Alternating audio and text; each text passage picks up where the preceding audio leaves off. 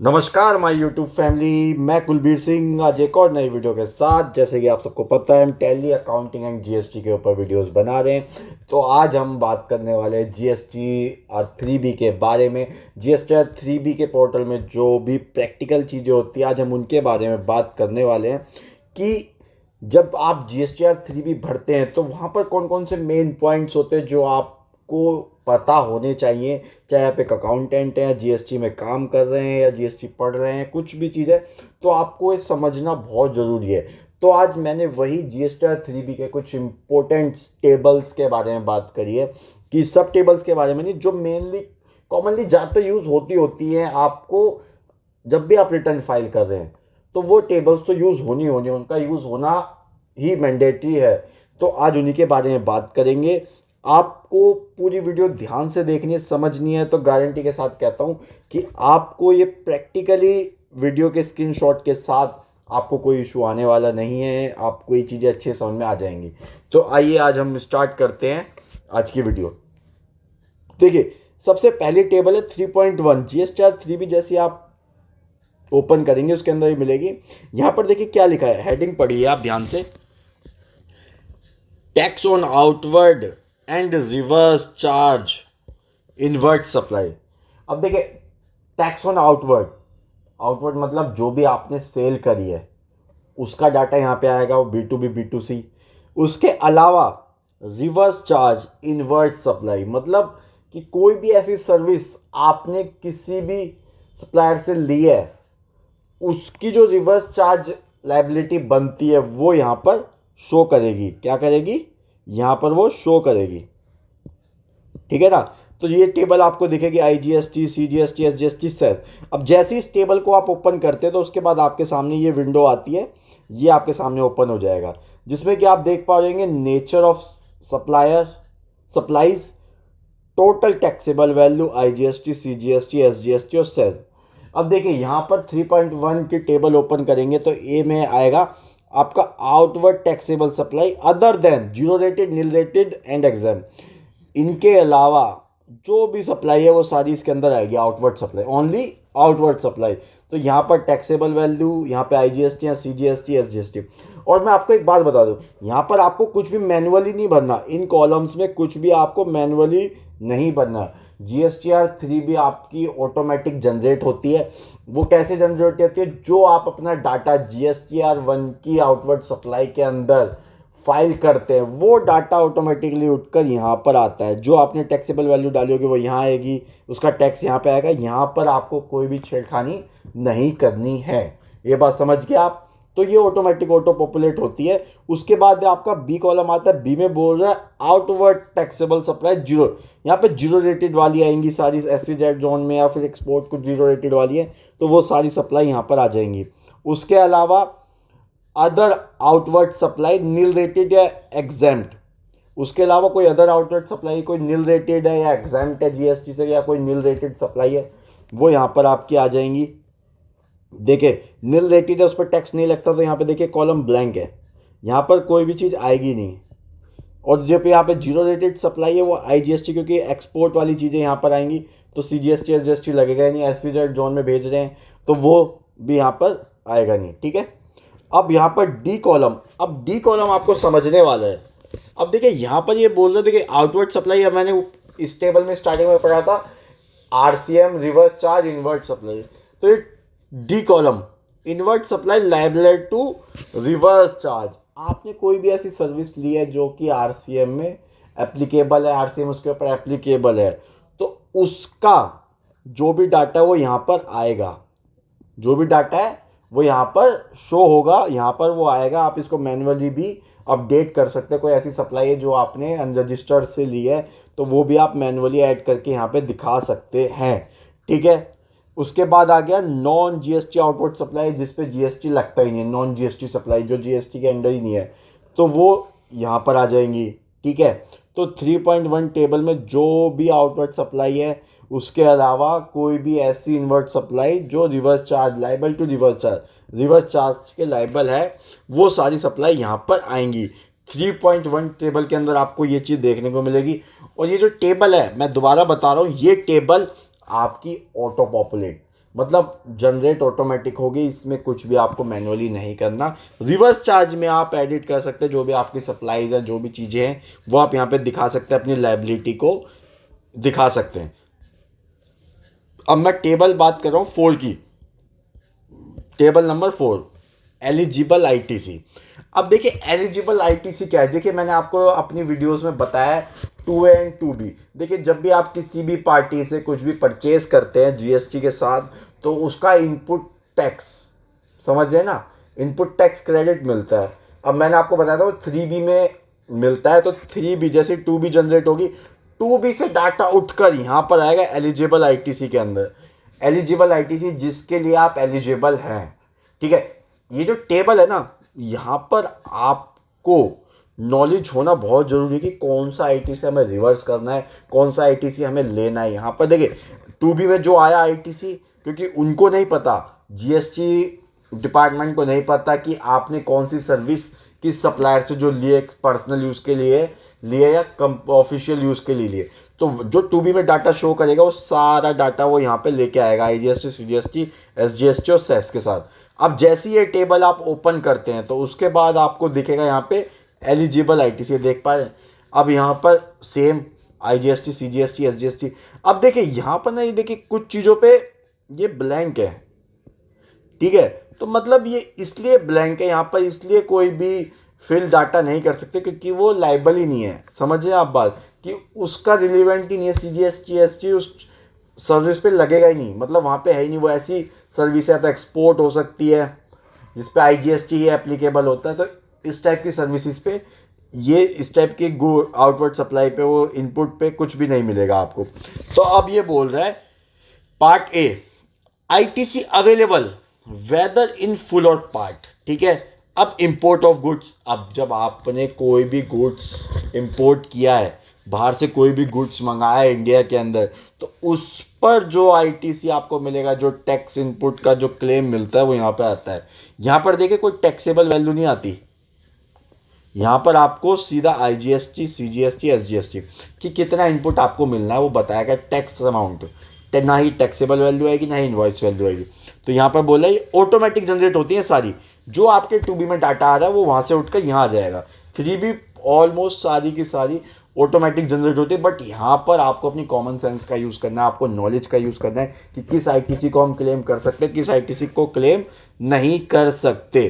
तो import of goods की जो भी आपका आईटीसी वो यहाँ पे आ जाएगा, इम्पोर्ट ऑफ सर्विस वो आईटीसी यहाँ पे आ जाएगा। उसके अलावा इनवर्ट सप्लाई, क्या बोल रहा है ये, inward supply liable to reverse charge other than 1 and 2, 1 और 2 के अलावा कोई भी ऐसा, 1 और 2 के अलावा inward supply liable to reverse charge के अंदर है, तो वो सारी चीज़ें यहाँ पे आ जाएंगी, ठीक है।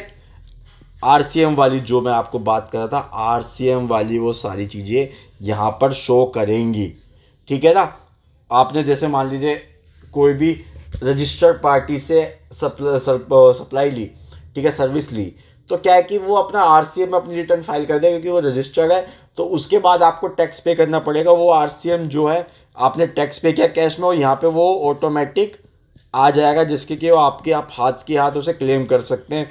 अदरवाइज अगर आपने कोई सेल्फ, वो पर्सन रजिस्टर्ड नहीं है और वो आरसीएम में आता है और आपने आरसीएम पे किया, तो एक तरफ जो मैंने 3.1 टेबल बताई थी वहाँ पर आप दिखाएंगे अपनी लायबिलिटी को जनरेट करेंगे, यहाँ पर उसका मैनुअली डाल के इनपुट क्लेम कर लेंगे उसी मंथ की सर्विस में, ठीक है। Inward supply from ISD, input service distributor से कुछ भी आया है वो यहाँ पे आ जाएगा, ठीक है। उसके बाद कोई भी और अदर आईटी से वो सारे यहाँ पे आएंगे, ये सारी ऑटो पॉपुलेट होती है। बस आपको ध्यान रखना है कि जो भी आईटी से हम क्लेम कर रहे हैं, देखिए मैं यहाँ पर एक चीज़ और बताता हूँ कि देखिए फ्रॉड कैसे होता है जीएसटी में। अब जैसे आपकी 2B जनरेट हुई, 2B में आपका इनपुट आया, कुछ इनपुट में कोई क्रेडिट नोट आया, तो क्या 2B में आपने देखा, क्रेडिट नोट देखा, ध्यान दिया नहीं दिया, उसके बाद आप 3B में आया, आपने फाइल कर दी। तो यहाँ पर क्या है कि 2B में आपने एक्सेप्ट कर लिया, तो 3B में क्या है, वो आपके जैसे 2B में मान लीजिए जो क्रेडिट नोट होता है आपका 100 रुपये का इनपुट है, क्रेडिट नोट उसकी वैल्यू को कम करता है, तो आपके पास 80 रुपये इनपुट बचा, ठीक है। 80 रुपये इनपुट बचता है, तो 3B के अंदर जो इनपुट आएगा वो 80 रुपीज़ आएगा, ना कि 100 रुपये आएगा। तो ये ध्यान रखें जब भी आप अपनी 3B फाइल करते, देखिए 3B पूरी ऑटो जनरेट होती है, ऑटोमेटिक कैलकुलेशन के साथ आती है, बट आपको यहाँ पर हर चीज़ को ध्यान रखना है, हर चीज़ को देख कर चलना है कि जो मैंने अपने R1 में फाइल किया था वही डाटा सेम आ रहा है, ऐसा तो नहीं कोई डाटा अलग आ रहा है, कुछ हो गया है।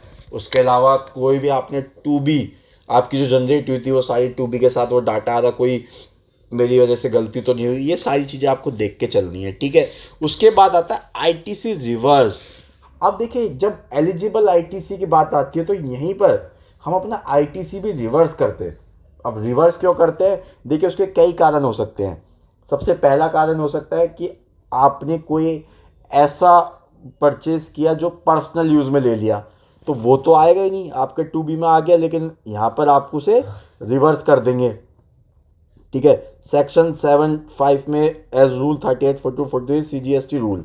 उसके अलावा कोई ऐसा इनपुट हुआ जो क्लेम कर ही नहीं सकते, जो नेगेटिव लिस्ट हम जिसे बोलते हैं कि भाई इस पे आपने कोई भी टैक्स पे किया है तो उसके लिए लाइबल है ही नहीं। जैसे आप कार परचेज करते हैं, ठीक है ना, अपने लिए 4 सीटर पर्सनल यूज़ करेंगे, उसमें नहीं होता। जैसे आप कोई अपना घर बना रहे हो उसके लिए सीमेंट रोड कुछ भी बदले बदले लेके आ रहे हो, उसका कोई इनपुट क्लेम नहीं कर सकते।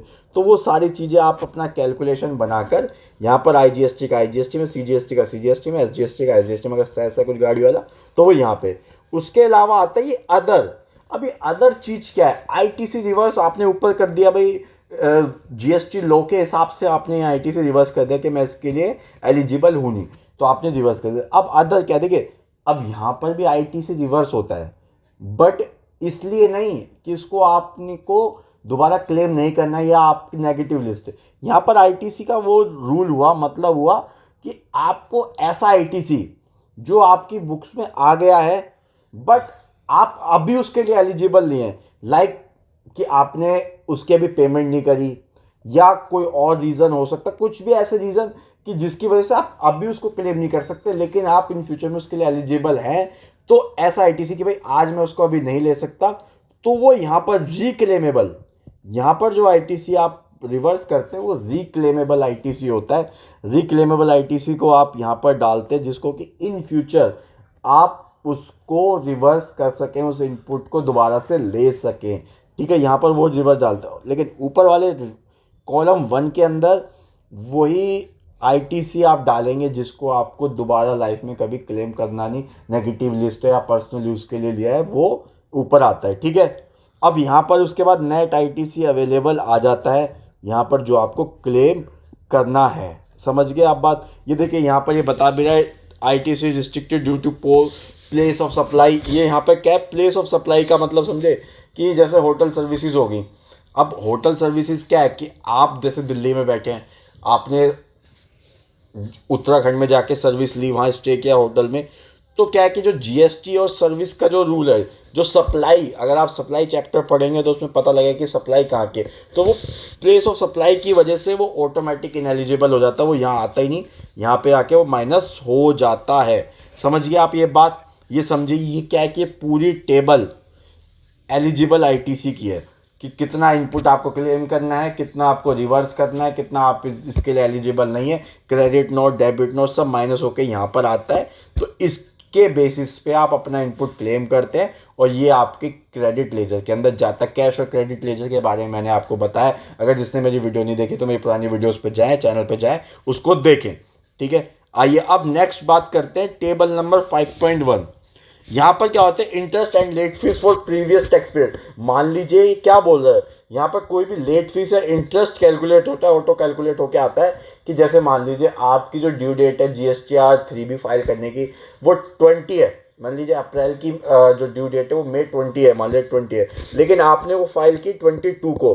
तो जिस महीने में अप्रैल में आपने अप्रैल की रिटर्न आपने मई में फाइल की 22 को, तो अब आप 2 दिन लेट हो गए, तो क्या होता है उस टाइम लेट फीस नहीं आती, उस टाइम लेट फीस कैलकुलेट नहीं होगी। लेकिन जब आप मई की रिटर्न फाइल करेंगे जून में, तो जून 20 से पहले आप रिटर्न फाइल करेंगे, तो वहां पर ये वाला जो टेबल है वो आपका जनरेट होगा। यहाँ पर IGST की liability, IGST, CGST, SGST, late fee और इंटरेस्ट आपका यहाँ पर आता है। ठीक है, उसके बाद हम बात करने वाले हैं पेमेंट ऑफ टैक्स। देखिए ये वाला कॉलम आपके लिए बहुत इंपॉर्टेंट है, समझना इंपॉर्टेंट है। देखिए ये होता ऑटो कैलकुलेट है, इसमें ऐसा कुछ नहीं है कि कुछ आपको जनरेट करना नहीं है, ऑटो कैलकुलेट होगा और ऑटो कैलकुलेट के साथ वो ऑटोमेटिक आपकी टैक्स लायबिलिटी बताएगा और टैक्स लायबिलिटी के साथ आप उसको पे कर देंगे। लेकिन यहाँ पे पेमेंट ऑफ टैक्स में आपको समझना पड़ेगा। देखिए balance liability, paid through credit और पेड थ्रू कैश, ये सारी चीज़ें यहाँ पर दिखाई गई हैं। जब आप इस टेबल को ओपन करते, जब आप टैक्स पे करते तो उसके बाद ओपन करते जब टेबल को, तो यहाँ पर ये चीज़ें दिखाता है। देखिए डिस्क्रिप्शन में क्या आ रहा है, IGST, CGST और SGST, ये सारी चीज़ें आ रही है। नेट टैक्स पेबल, अब देखिए नेक्स्ट टैक्स पेबल में क्या आ रहा है कि कितना टैक्स आपको पे करना है। यहाँ पर वही आता है जो टैक्स है, टैक्सेबल वैल्यू नहीं आती। समझ गए आप ये बात, टैक्सेबल वैल्यू नहीं आएगी, ओनली क्या आएगा, टैक्स। तो ये यहाँ पर देखिए रिवर्स चार्ज की लायबिलिटी बता रहा है पहले कॉलम में। ठीक है, यहाँ पे आ जाएगी जो आपने 3B या उसमें डाली होगी। अदर देन रिवर्स चार्ज, उसके अलावा कोई ऐसी लायबिलिटी है तो वो यहाँ पे आ जाएगी। तो ठीक है, अब ये बता रहा है पेड थ्रू ITC। मैंने अपनी पुरानी वीडियोस में बताया है कि इनपुट टैक्स क्रेडिट कैसे एडजस्ट होता है, किस लायबिलिटी के साथ कौन सा इनपुट हम एडजस्ट कर सकते हैं, कौन सा पहले होगा कौन सा बाद में। तो वो सारी चीज़ें वो यहाँ पे दिखाता है। अगर IGST है तो IGST के थ्रू, CGST है तो फिर IGST के थ्रू। ये IGST के टेबल है और ये यहाँ पे ऐसे एडजस्ट हो रहा है। IGST में पड़ा IGST हो जाएगा, CGST में CGST, SGST में SGST, ये सारी टेबल्स यहाँ पे दिखा रहा है। अब देखिए अगर जिसने मेरी रूल्स वाली वीडियो देखी है, इनपुट टैक्स क्रेडिट एडजस्टमेंट कैसे होता है, ITC का एडजस्टमेंट, तो उनको ये समझ में आएगी। देखिए यहाँ पर तो 0 आ रहा है, लेकिन जैसे CGST में आते हैं, CGST में IGST आ रहा है, C आ रहा है, लेकिन S का कॉलम खाली पड़ा है। ठीक है, उसके साथ अगर मैं S में आता हूँ तो S में देखिए IGST आ रहा है, CGST नहीं आ रहा, SGST आ रहा है, क्योंकि CGST और SGST कभी भी आपस में एडजस्ट नहीं होते। सेस खाली पड़ा है, ठीक है जी, सेस में आ रहा है। अब यहां पर ये बताएगा, देखिए यहां पर ये क्या बोल रहा है, other than reverse charge tax to be paid in cash. मतलब रिवर्स चार्ज अदर देन, आप समझे, अदर देन रिवर्स चार्ज जो भी कैश के थ्रू है वो आप यहां पे दिखाएंगे, आएगा। और reverse charge tax to be paid in cash, वो यहाँ पे आ जाएगा, कैश के थ्रू कुछ भी पे हो रहा है। ठीक है, आप मान लीजिए आपने ये चीज़ करी, यहाँ पे आया टैक्स, यहाँ पे ITC एडजस्ट हुआ, उसके बाद भी आप कोई लायबिलिटी बन गई, अगर मान लीजिए उसके बाद भी कोई लायबिलिटी बनी तो वो यहाँ पे बताएगा कि भाई इतना इतना कैश के लिए बन रहा है। ठीक है, इंटरेस्ट पेबल यहाँ पे आएगा, interest paid in cash, late fee payable, late fee paid cash. अब यहाँ पे बताएगा यूटिलाइजेशन कैश बैलेंस, यहाँ पे कैश बैलेंस यूटिलाइज होगा, जो यहाँ पे लायबिलिटी दिखा रहा था कि ये लायबिलिटी कैश के थ्रू पेड करनी है, तो यहाँ पे वो यूटिलाइज कैश लेजर से यहाँ से हो जाएगा। जब ये सारी चीज़ें आपकी हो जाएंगी, जब ये कैश भी यूटिलाइज हो जाएगा, इनपुट टैक्स क्रेडिट भी यूटिलाइज हो जाएगा, ठीक है, जब उसके बाद अगर कोई भी लायबिलिटी बचती है, अब भाई कुछ भी बचा आपने, मतलब ITC से भी कर लिया, आपके कैश लेजर में कुछ बैलेंस पड़ा था उससे भी यूटिलाइज हो गया बैलेंस आपका, उसके बाद भी अगर कोई लायबिलिटी बचती है तो यहाँ आ जाता है एडिशनल कैश रिक्वायरमेंट में। फिर यहाँ पे जो अमाउंट आता है वो आपको कैश अपने बैंक से, NEFT के थ्रू, IMPS के थ्रू, आपको UPI के थ्रू वो पे करना पड़ता है। जब ये सारी चीज़ें एडजस्ट हो जाती हैं, ये 17 की 17 टेबल्स की सारी एडजस्ट हो जाती हैं, जब जाके 18वीं एडजस्ट होने के बाद 19वीं टेबल जनरेट होती है, जब उसके बाद इन सब को करने के बाद कोई लायबिलिटी बचती है तो आएगा कि एडिशनल कैश रिक्वायर्ड। ये बोलना ना कि भाई अब और कैश की रिक्वायरमेंट है, आप समझे। और मैंने अपने आपको पुरानी वीडियो में बताया कि इंटरेस्ट, लेट फीस और रिवर्स चार्ज वो ऑलवेज कैश में पे होगा, कैश लेजर से एडजस्ट होगा, वो कभी भी क्रेडिट लेजर से एडजस्ट नहीं होगा। तो देखिए ये GSTR 3B के ना कुछ मेन टेबल्स थी जो कि जनरली यूज़ होती है, आपको पता होनी चाहिए। तो अगर आपको ये टेबल समझ में आई, इन टेबल्स का मतलब समझ में आया, देखिए अभी भी मैं ये बात बोलूँगा कि ये टेबल्स ऑटो जनरेट होती है। जो आपने R1 में डाटा भरा, जो 2B में इनपुट क्लेम किया, उसके बेसिस पे ये टेबल आपकी जो है जनरेट होगी। लेकिन यहाँ पे फाइल करते हुए आपको कुछ बातों का ध्यान रखना है कि भाई कितना टैक्स लायबिलिटी बनेगी। मेरा जो R1 में डाटा डाला था, देखिए आपको कंपेयर करना है। यहाँ पे 3B ऑटो पॉपुलेट हो रही है, लेकिन सबसे खतरनाक चीज़ है R1 में आपने डाटा डाला, गलती हो गई, ठीक है, रिवाइज कर दिया इन फ्यूचर, लेकिन यहाँ पे टैक्स की बात आती है। 3B में टैक्स की बात आती है। आपने R1 में डाटा डाला, 3B में आप मिसमैच कर गया, किसी रीज़न की वजह से डाटा सही नहीं आया, कुछ भी हो सकता है कभी कभी, ठीक है। तो आपको हमेशा ध्यान रखना है कि भाई मैंने R1 में इतनी लाइबिलिटी डाली, 3B में इतनी आ रही है, ओके। अगर कुछ ज़्यादा कम आ रही है तो हमें चेक करना है कि मेरी कहाँ गलती हुई, कैसे ऑटो पॉपुलेट नहीं हो पाई, हमें रिफ्रेश करनी है, सिस्टम जनरेटेड को डाउनलोड करिए, उससे मिलाइए कि R1 में कहाँ गड़बड़ है। तो ये सारी चीज़ें, मतलब कहने का मतलब है आपको ध्यान से फाइल करनी है। ये नहीं कि ऑटो पॉपुलेट हो रही है तो बस आप टेबल ओपन करिए, ओके किया, टेबल ओपन किया, कंफर्म किया, नहीं, सारी चीज़ें ध्यान रखनी। और 3B को भरने के लिए आपको इनपुट की knowledge, input tax credit, negative list, इन सब किस किस का इनपुट ले सकते हैं, किस का नहीं ले सकते, RCM किस किस पे एप्लीकेबल है, किस पर नहीं, कितना बन रहा है, ये सारी चीज़ें आपको नॉलेज होनी चाहिए। तब जाकर GSTR 3B आप एक बहुत अच्छे तरीके से फाइल कर सकते हैं। तो अगर आपको आज की वीडियो अच्छी लगी तो प्लीज़ जाएं चैनल पे, चैनल को सब्सक्राइब करें, वीडियो को लाइक करें, शेयर करना ना भूलें, साथ के साथ हमें कमेंट जरूर करें कि आपको वीडियोस कैसी लग रही हैं। और मैं देख भी रहा हूँ कि आपका सपोर्ट बहुत ही अच्छा मिल रहा है मुझे, तो इसी तरह सपोर्ट बनाए रखिए, वीडियोस आती रहेंगी आपकी नॉलेज के लिए, आपको नॉलेज बढ़ाने के लिए मैं वीडियोस लाता रहूँगा। तो आज के लिए इतना ही, थैंक यू एंड धन्यवाद।